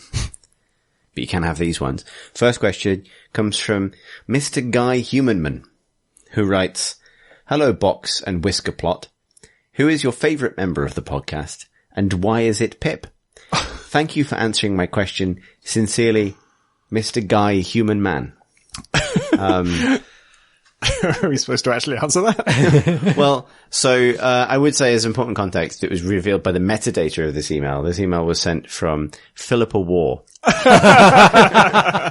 metadata. I hacked it in the mainframe. You know, when you said Guy Humanman, I had this just sense in my gut. I don't know where it came from, but this might be a fake name. I'm sure there is someone in the world whose name is Guy Chapman. Right. which has been like, I've really wanted the protagonist of a game to be called Guy Chapman for so long, just because that's the name. Hero protagonist in Snow Crash. That's true, but that's sort of on purpose. Yeah. Right? You know, very on purpose. Whereas, Anyway, that's, I mean, I guess, he was a British historian and author. Really? Yeah. Man. Major Guy Patterson Chapman. Let's go Patterson in the middle. If it was Guy Son Chapman, then that would be Guyson Chapman. Even just Major Guy Chapman is great. He's a Major Guy Chapman, you know, all those things.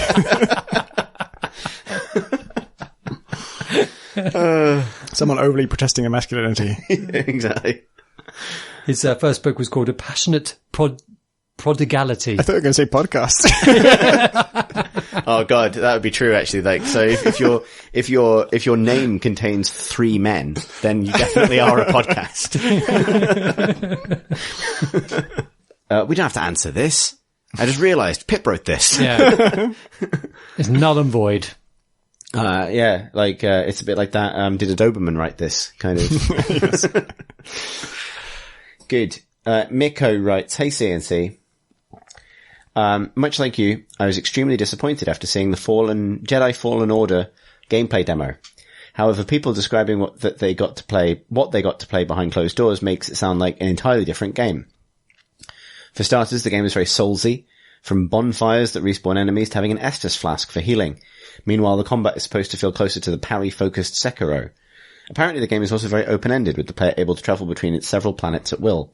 And supposedly, the planets themselves are more like Metroid levels than a linear experience.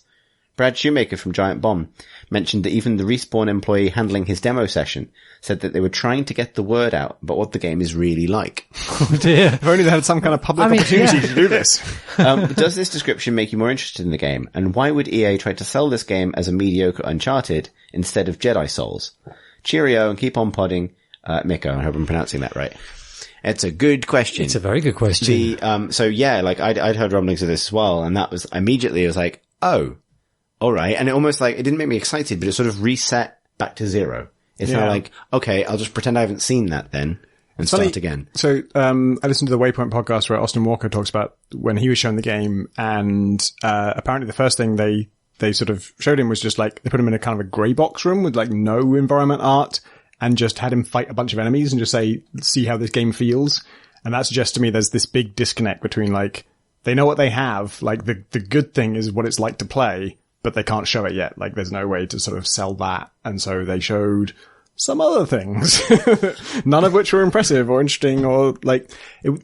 I mean, I guess we kind of covered this last week, but it just felt like it was doing a tour of a bunch of mechanics we've seen in other games and doing them all a little bit worse than the best things in the genre. Yeah. Like suddenly if you add Metroidvania structure to that, then the notion of slowing down time to go through a thing, if you could slow down time, if you could slow some blades, as Chet, slow down time. If you could stop the blades. If you go at normal speed, they'll hurt you. That's my best Cher impression. This is a 2-share podcast. Yeah, that's my favorite podcast member is Cher. Yeah, exactly. Anyway, if that becomes that's an optional ability, when you have the optional ability, it unlocks these routes, that's fine. That's fine. It's no longer this Simon Says thing. So I don't get it, because if the year was 2010, we all remember that, then yeah, I would completely understand, well, we've got to make this game look like a kind of linear third-person action adventure game that we've all played a million times, or else it's not going to do big numbers at Electronic 3. But we do not. Dark Souls, very popular game, very well regarded by players, have said. Therefore, imagine how blown away people would have been if the demo had shown that. Like, you know what I mean? Like, they don't have to come out and say, this is Star Wars Dark Souls, everybody. But if they have, like, the demo be start with the player at whatever their bonfire equivalent is, probably like a lightsaber in a, I don't know, a bin. Like one of those barrel fires. Like, I was actually thinking, like, in Return of the Jedi when R2-D2 fires Luke's lightsaber out of his head. That's a lightsaber in a bin. Like, so it's an R2 with a lightsaber. Just stab it into a droid. Yeah. You must kill a droid every time you save your progress. Oh, it's because you're dark. Yeah. Then that would have been, and then they'd shown you go off and exploring and doing like the typical sort of Dark Souls style loop and then unlocking the next one and maybe dying and going back to that point. They could call it Stark Souls. That's the Game of Thrones one. Yeah, that would have been amazing. People would have been, that headline writes itself, like the number of Respawn are making Star Wars Don't Dark think it's Souls. a license thing, do you? Like that they had to demonstrate to Disney or whatever that there was a strong storyline with incredibly strong characters like the Jedi. Like Jeremy Blando Calrissian. Yeah, Blando Calrissian. Yeah, like that's... And the Bloopy robot. What? Fuck the Bloopy robot. Alex hates the Bloopy... For the listeners, Alex hates the Bloopy robot. We talked about this for some reason. Alex is very personally... I absolutely agree that it's generic and there's nothing inspiring about it, but it's fine. It's an unusual thing to be like For really fuck's pissed sakes, off about. Tom. Like, come It's on. fine, Alex. But no, it's not fine. I hate the guy. Like the bland white dude So who this just is probably looks why I hate kind of the spoiled and well, that's because they know arrogant. they've got to get some sort of charm going on, right? Yeah. And they thought, oh, well, let's not I make your applaud character them. interesting, and we'll put it all onto a droid. And you chose to blame the droid for that. The droid shouldn't fucking exist. Fuck the droid. I think Blando shouldn't exist. You should just be the droid. But droid the alone. Blando would have And to it can be fire better lightsabers at if there was people. no Can't do. bloopy little You fucking solved droid. this. If they really are going down Dark Souls... No, the whole direction. game is solved if it doesn't have that droid in it. It doesn't. Whole game is solved if it doesn't have Blando in it. Yeah, exactly. I agree with Tom. The game is solved. The game is solved if it was a custom character. Genuinely, if it was just Jedi Academy figured it out. Jedi Academy got this right. Like, just let me play as whoever. It's 2019. You can do the main character's voice twice. Have a female actor and a male actor. Have both. Let me pick. Then If Watch Dogs Legion can do 20 people, you can do 2. then that's the Star Wars fantasy. That's good. You can then do whatever, and then you can show Blando in the 3 demo because if that's what you feel you need. But no, let me just run around as whoever, and also then Chris Jedi. Yeah, exactly, Christopher Jedi, and then and that would also it would also enable the grand Dark Souls tradition of doing the run as just a kind of emaciated, pained-looking naked man, which is something that Star Wars has been desperately like. It really has. You wouldn't mind the droid so much if you were like, sort of just like a frightened looking, shivery bloke in a loincloth. Fetching a lightsaber out of a bin. Ah, fuck that droid. Why is I really want the bonfires to be like you stabbing that droid. Stab the droid. Just that one droid. What is it about it that bothers you so much? Because it's just incredibly lazy. Because all of the fucking Star Warses have They got to do a the droid. bloopy droid, right? Yeah. And this particular one, like they did the bucket bin Too far one. this time. They done the bin one, right? Yeah. They done the bally one, and now they've got to have the little 2-legged bloopy droid. And it's like, fuck the. What fuck do you the want droid. from them? What is it needed for? Did you want them to not do a droid or did you want them to do a different droid? Okay, I'd probably be okay if it was a good droid, like an interesting droid. What about like... But I don't see, I think really, like, if I'm going to be serious about it, my problem is just the slavish way with which that demo followed the Star Wars things. All Star Wars needs to have a bland, force learning, force loving main kind of character, like Luke Skywalker and, just, they all fucking have it. And I'm fed up with it.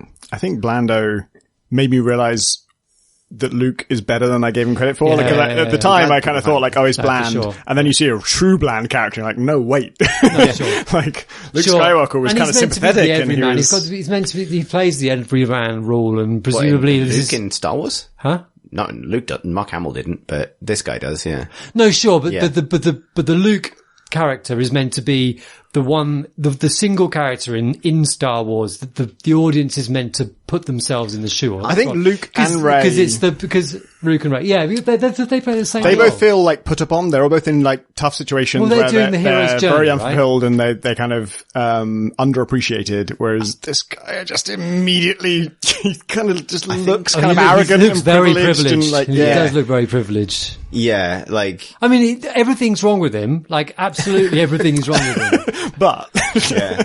But I think that I've found like my fingernails, particularly under the droid and what it means. I still say that if there was no droid, no attempt to a charming little droid for you to like, Blando would have to do a bit more fucking work, and Blando wouldn't be Blando. I don't think that's necessarily true. In fact, I can offer you the counter argument. I would say that one of the things that is interesting about Star Wars cinematically is that for all of the things that George Lucas has said about the hero's journey and the importance of it, like, it kind of undermines it quite substantially with Luke specifically, because the character you really follow in Star Wars, to be honest, is mostly Han or Leia. Like, Luke is your initial kind of point of view stepping out into the big universe character, but then from basically like Empire Strikes Back onwards, Han is kind of the most relatable character that people... He's the one you want. He's the one you want to be. No, because he's the older kind of like, he's the big brother, the kind of like the person you want to be. Whereas you know that you're the Luke one in this world. I can see where you want to be Han, but you're Luke underneath. You know it to be true. I can see where you're coming from, but I think there's a really, really important thing that isn't accounted for by that, which is that we're getting into film podcast again, but from Empire onwards, Luke talks exclusively to costumes and Muppets. Like, that is true.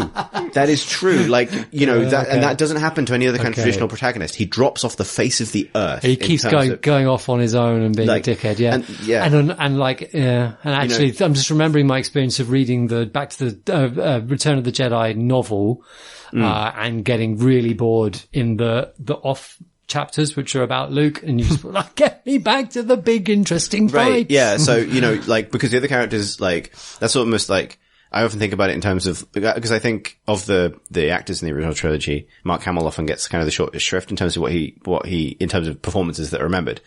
But actually, I don't think that's entirely fair, because Harrison Ford can be cool, right? Like, that's, he's great, but it's also what was asked of him. And Carrie Fisher's great in those films. But Mark Hamill had to make a character work while literally acting to either a puppet or some droids. He's either talking to Yoda, R2, or Vader, which is, like, in either case, like, almost never the actual actor facing him. And so what I'm arguing is the droid is necessary, because if Blando can't sell the character while talking to a bin, then it's not a real Star Wars protagonist. That's, and so, for that reason, the droid should stay, and they should just, but they should downplay how reactive the droid actually is. Take off one of its legs and make it hot, rather, like, because the key thing to any Star Wars droid, burn it with a magnifying glass, is its method of, propulsion. Yeah. Like, and like, two-legged, like, fucking hell. How much imagination went into that? Hopping. Hasn't been done in a Star Wars before. C-3PO has 2 legs. I mean, bear in mind, some droids are just a man. Like, that's what I was going to ask, is, like, how would you feel about that targeting droid that they test? The hovering one. The hovering one. The purely floating sphere. Yeah. Is that acceptable? It's fine, because it has absolutely no character at all. It lives so to it's die. actually the fact that this has some character is what's pissing you off. Ooh, I'm a cheerful little bloopy droid. Hey, I go to bloop some talk back to you in a minute, because, but then I'll do it anyway. Have you ever had that situation where there's like one person that comes around your house and your dog hates them and you don't know why? And you realize, like, oh shit, like, I guess it's not okay for this person to come around anymore. Like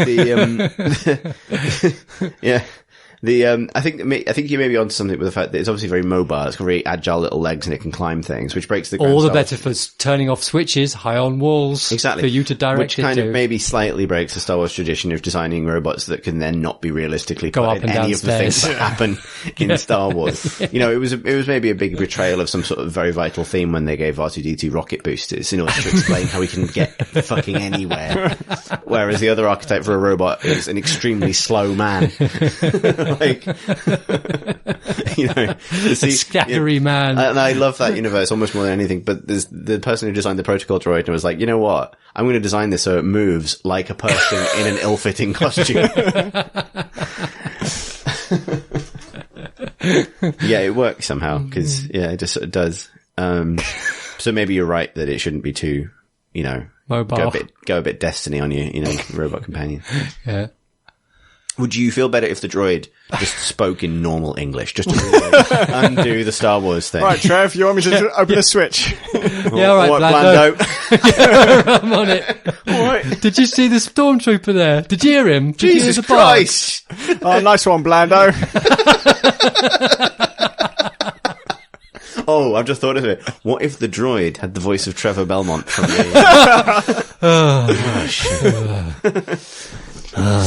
Actually, it would be fantastic. Like, I don't care or know what your character's name is, but it's not Blando, but he just calls you Blando. Like, he's the one who's Blando Calrissian.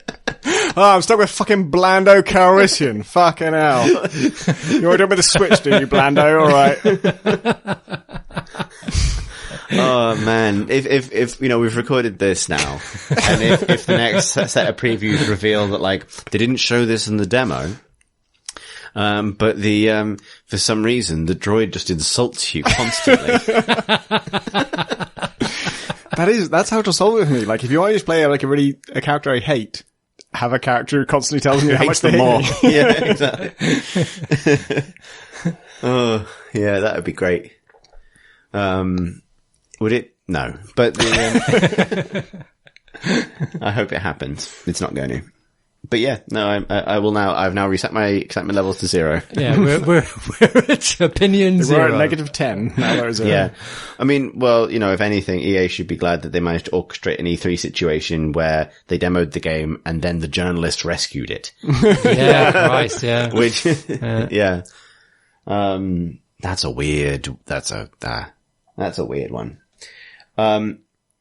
Next question comes from David, who writes, "Hi all. The Crate and Crowbar holds a game jam. What is the theme and what special rules are there? Thanks for the pods, David." Yeah, my comments about impatience earlier, thinking about what's the shortest game you can make this any good at all. I think that's an interesting challenge. Yeah, I would, I'd like, the theme be, feeling good about an unlikable protagonist. Or making an unlikable protagonist, redeeming an unlikable protagonist. Yeah. The Ludum Dare, has a theme voting phase, and so it's a popular vote as to what theme they pick each time. This is a game jam. And a very popular category of theme that I really dislike is one where just, like, you can tell the person who came up with this has a game in mind. They've got their game. They are going to describe it in an abstract term. And it's popular because 200 other people all think, oh, I've got an idea for this. Yeah. And it's the exact same fucking idea. Yeah. And it happens, like, you know, there was one called, I think the theme was Escape. And they're like, my idea for it and like at least 10 other people's were all called Escape Velocity. We've all had this idea. Oh, it's about like how much speed you need to escape the planet. And we all had the same fucking thing. And yeah, so a good game jam theme is one where like it sparks ideas, but not necessarily the same idea in every fucking person. Well, that's why I think Fuck This Jam is just like the best, because it's the one where you make a game based in a genre or a kind of like in a general design that you don't like to play. And I think that forces some really interesting thinking. It's really good. Yeah. How about adjacency bonuses? I would, I would definitely enter also, because I just realized that the allegiance unlock for 3 white dudes in a room is podcast. That's the bonus. Questionable whether it's a bonus. And then 5 is Podcast Network.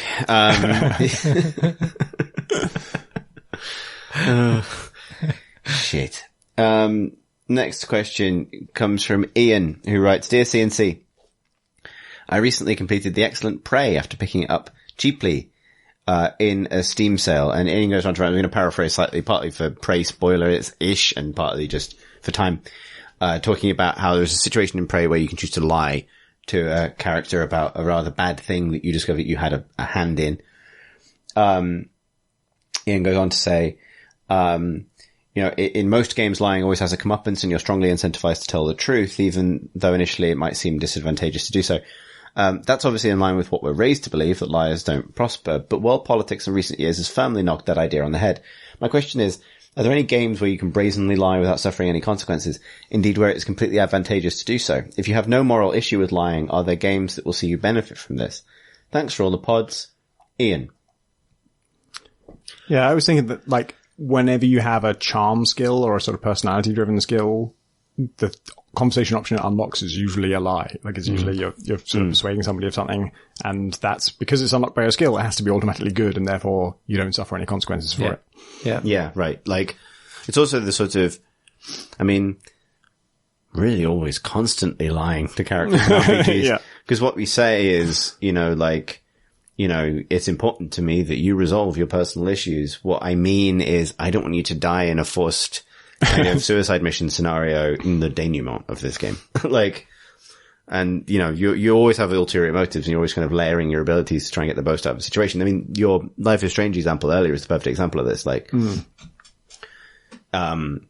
almost not wanting to have been the person that snoops on someone else's life, even if you then rewind it in order to, convince them that you know them really well at a crucial moment later on, when you're actually lying, because it's not that you really care, it's that you're time traveling. It's like read the crumpled up note in your bin.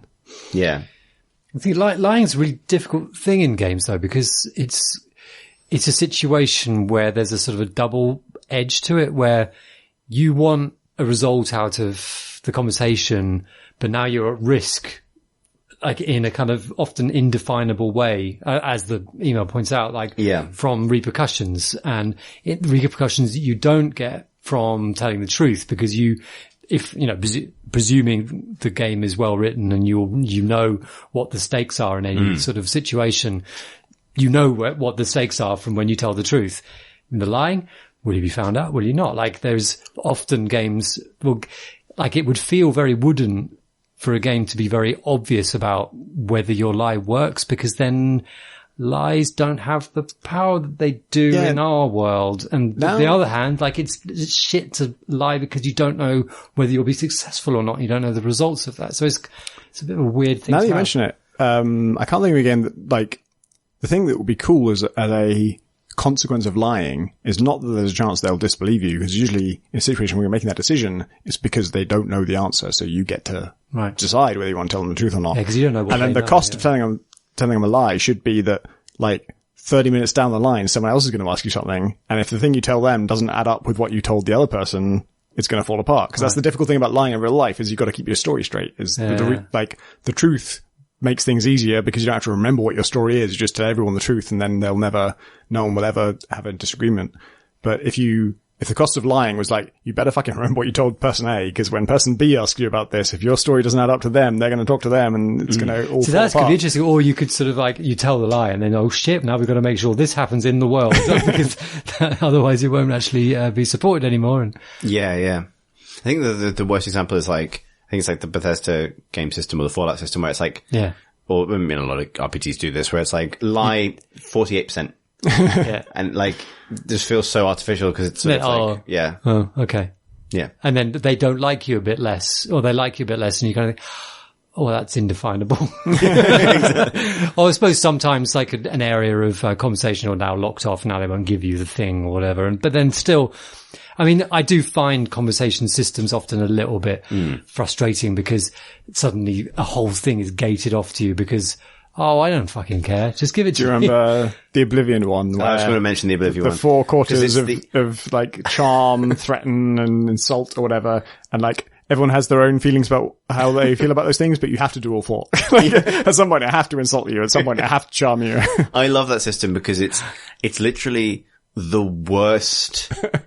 It's like, it's the most over-engineered solution that completely fails to simulate. Because normally, like, particularly even in that series, sort of over-engineered solutions to representing something that actually happens to allow you to live in a fantasy world, are over-engineered in the spirit of getting somewhere close to the fantasy of, a dungeon master free D&D experience where the NPCs are all reactive and they're around you. And it's so miles off, like, at every stage. Like, in order to make it usable, the person you're talking to has to change their facial expression about what you might say without you having said it.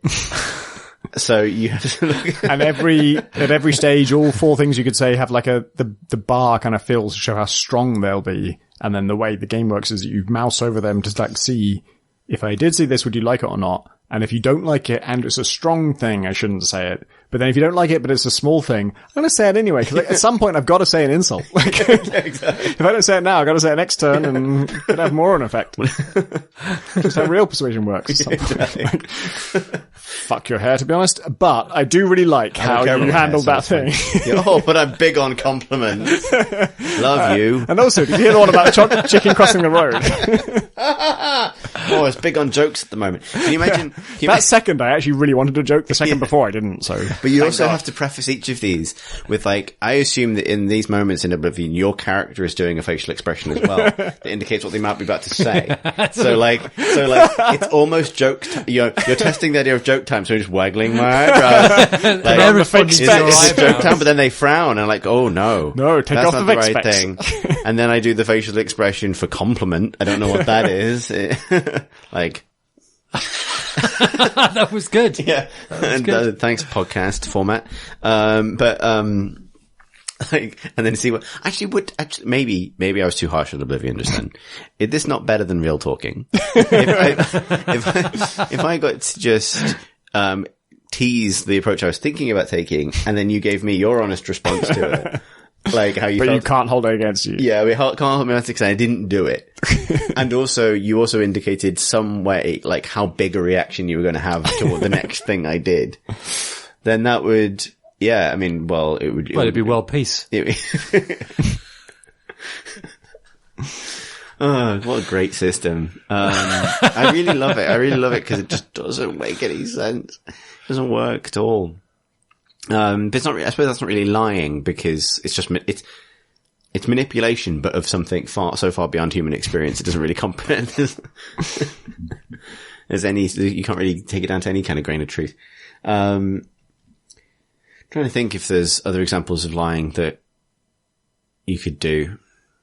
There's the bit at the start of like most Halo games where someone tests whether or not you would like the controls inverted.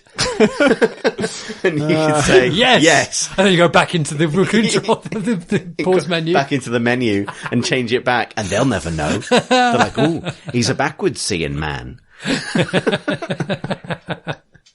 Lying to your computer. His head controls like a fighter plane. You can, so in Cadence of Hyrule, which is the Necrodancer game that ties into Zelda, you have to sort of calibrate it at the start. So it plays a rhythm for you and you press the button in time to the beat and then it tells you what kind of lag you have going on and it will compensate for it. So you could lie in that. Just wait like a full half second, like, oh, a beat? Oh, okay, and now I'll press. Oh, wow, you have like a 1.2 second lag. That's crazy. Okay, we'll compensate. Checkmate, Nintendo. You don't know what refresh rate my television is at all. Next question comes from Humbug. Well, it's more of a statement. Dear Lootbox and Spacebar, on a recent episode, Tom F. pointed out that the term smell-o-vision doesn't make sense. The correct term is obviously telly-smelly. Or smelly-telly, I suppose. Which technically correct but silly terms for video game mechanics or items do you wish would catch on? Cheers, Humbug. I don't have an answer, but I like his answer. Yeah, this is one of those sort of almost impossible until you see it moments, but nonetheless, telly-smelly is completely correct. Be smelling from far away. Agreed. Excellent. Next question comes from Tess, who writes, I laugh a little every time I see Beat Saber and Slay the Spire. What are your favourite euphemisms in games?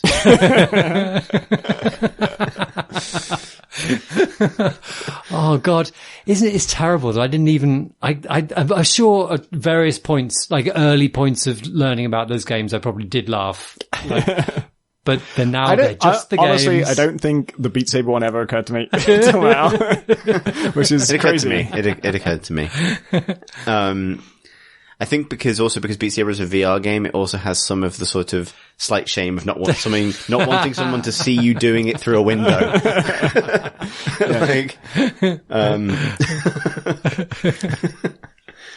And a lot of the gestures involved are pretty close. Really? Yeah. Like conducting a laser orchestra. And I don't want to get too into the weeds on this, but I mean, conducting the laser orchestra might be another euphemism. I don't know. And also, I mean, Slay the Spire was exhausted as a euphemism in just 1.5 hour of Tom Senior describing playing that game. Oh God, I forgot it. Yeah, that was a tour de force. As a follow-up question, Tess writes, there have been a few games about wanking and sex, but most of them are rhythm action style games. Could you make a game in other genres? What genre would be the hardest? Which I assume isn't a deliberate one. Love the pod, Tess. What would be the hardest game to make about wanking or sex, Alex? I guess an RTS. Yeah, I was going to say. Oh my God, I was like, that's very good. I think an RTS would be closer than a grand strategy game. Okay, yeah. Yeah, at least there's real time. Yeah.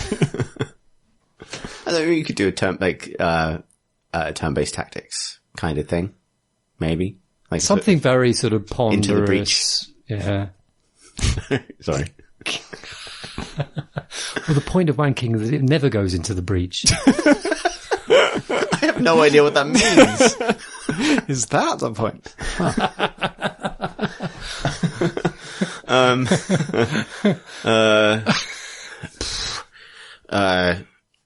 A sort of, racing game? No, probably. I was thinking like a flight sim, but it's just there are too many kind of very sort of pointed. Well, there's things going on. Anything with, not to take the question too serious, but anything with, sort of like a rhythm element or a continuous movement element, you can probably steer in a sexy direction if you try hard enough. Like, I think RTS like doing micro control of a large group. It's inherently a lot of different units, and I don't know how that relates. So I think if wanking, as I have understood it from other people's accounts, is an object of kind of single-mindedness. It's an onanistic, yeah, like the RTS kind of like thinking about many places at once and coordinating. I think that would be a difficult genre. there's a like it's Supreme Commander is not necessarily zoom out very far. No, there's nothing there really. There's just nothing there. Master of Your Domain, I think, would be the name. But still, I don't know what you'd necessarily do in the game that would be reflective of that experience. You would draw out a large phallus in units. Well, that's just how RTSs already work. I mean, well, so in the 1990s, Command & Conquer made an extremely brave attempt to marry the two, at least for, a generation of, their teenage target audience with FMV cutscenes where beautiful people say, good job, Commander, in between your attempts to farm Tiberium and defeat and of course Tim Curry. And defeat Tim Curry.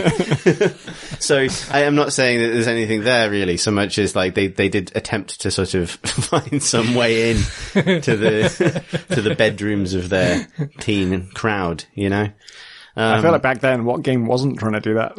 Well, exactly. The adverts for games of those days in the magazines were fucking obscene. And that's the thing. Can I have a wine? Oh, that's sorry, I've interrupted. But did you go over wine? I've only got whiskey. Did you get a press release today about the new Leisure Suit Larry game? No. Thank God. Oh lordy! It still exists. For a start. I got my first press release, and I still get press releases even though put everything on a spam list. You'll now never and stop. Beg people to not send me them. But I got my first press release that was just for an 18 rated game on Steam. And I think the rise of adult games and games with sexual content on Steam is just sort of happened. But this is the first time that I've had a press release just brazen. The same as, well, no, it's just, I don't know what it means really, but it's never happened before. The same as any other release, right? I get a lot of press releases that are just out now on Steam Early Access, this thing I'd never heard of. And this was the first time it had been, it had a little adult 18 plus warning in the title, but it was out now, this thing. And I think a dating sim or something, but it was just oh, huh. I noticed, I don't know if it was an 18 plus game, but, that the Steam Daily Deal the other day was of a gay dating simulator. I don't think I've seen that before, because that is curated by Valve. That's the thing. Yeah. Right? They manually pick. It's not algorithmic. It's one of the few things that isn't. And they've had Which one was it? Was it, it wasn't one I'd heard of, and I've heard of a few. Yeah. It wasn't, wasn't Dream Daddy. It wasn't Dream Daddy, right? So. Were you in the middle of something, Alex? Oh, you were going to have a wine. Leisure Suit. I was surprised that it still exists, that there's anything left. That is it not spent? Limp premise. Oh no. But I did watch the trailer just to sort of, where could they take it now? Morbid curiosity. And they've made the character kind of youngish looking. I always saw him as this kind of late middle-aged, he was old motherfucker. And now they've kind of made him much younger. Same clothes and stuff, which are so bizarrely anachronistic because it's meant to be set in the modern world. I just don't see the point. That was the wine, really. But Walking Simulator? Oh, surely it's one letter away.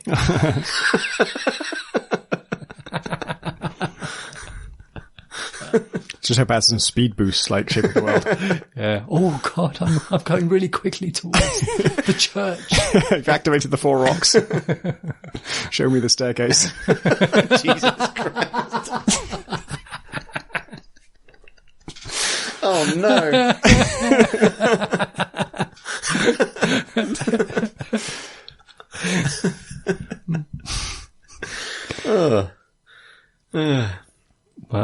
Well then, that's all the questions we've got time for now. If you want to send us a question for a future episode of the podcast, you can do so by emailing us at questions@crateandcrowbar.com.